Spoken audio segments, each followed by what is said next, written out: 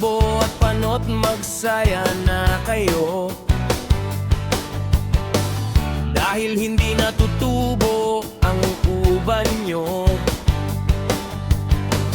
at makakatipid na kayo ng shampoo,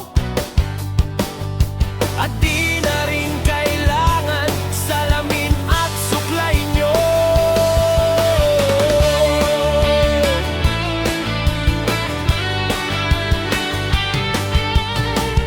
Magsaya na rin ang mga babaero, dahil maraming tanga ang nabibiktiman nyo.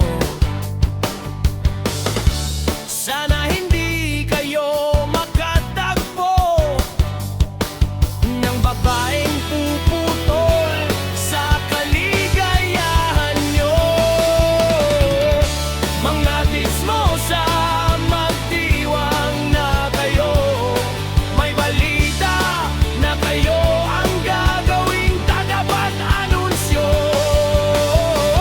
Yung mga fake news magmula sa palasyo, at doble ang sweldo nyo galing sa tax ng mga tao.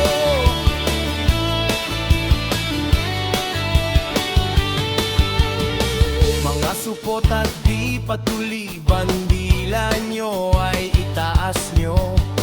May bago ng samahan na itinatayo.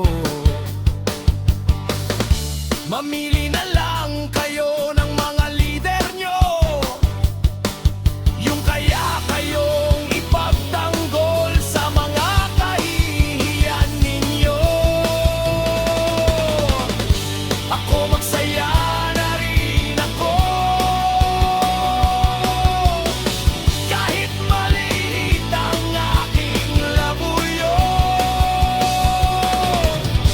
Isang dosena na ang anak ko, pinagbabawal na teknik kasi ang ginawa ko. Kaya na kontento ang mga kabit ko.